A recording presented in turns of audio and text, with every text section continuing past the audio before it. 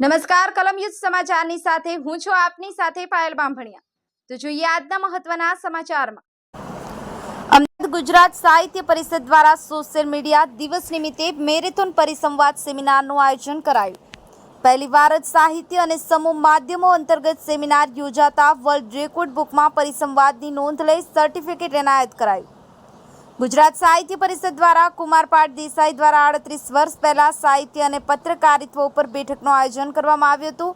હાલમાં સોશિયલ મીડિયાનો વ્યાપ વધતો જાય છે અને વિશ્વ દ્વારા વિશ્વ સોશિયલ મીડિયા દિવસની ઉજવણી કરવામાં આવે છે, ત્યારે ગુજરાત સાહિત્ય પરિષદના હોદ્દેદારો સદસ્યોને સાહિત્ય અને સમૂહ માધ્યમો અંતર્ગત સેમિનાર કરવાનો વિચાર આવ્યો હતો। આથી ગુજરાત સાહિત્ય પરિષદ દ્વારા 8 કલાકના સેમિનાર કરવાનો વિચાર આવતા તારીખ 30 જૂનના રોજ ગુજરાત સાહિત્ય પરિષદના હોલમાં સેમિનારનું આયોજન કરવામાં આવ્યું હતું। આ સેમિનારનું આયોજન પ્રમુખ હર્ષદ ત્રિવેદી, સમીર ભટ્ટ, હેમાંગ રાવલ, હાર્દિક ભટ્ટ દ્વારા કરવામાં આવ્યું।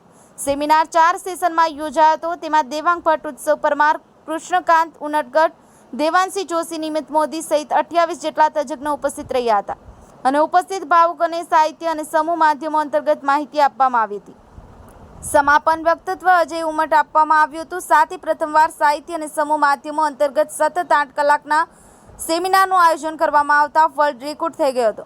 આ બાબતનું ધ્યાન વર્લ્ડ રેકોર્ડ સર્ટી આપતી ટીમને થતાં ટીમ દ્વારા સતત 8 કલાક સેમિનારનું મોનિટરિંગ કરી પ્રથમવાર બીજો વર્લ્ડ રેકોર્ડ કરી વર્લ્ડ રેકોર્ડ સર્ટિફિકેટ ગુજરાતીમાં ગુજરાત સાહિત્ય પરિષદની ટીમને અર્પણ કરવામાં આવ્યું હતું।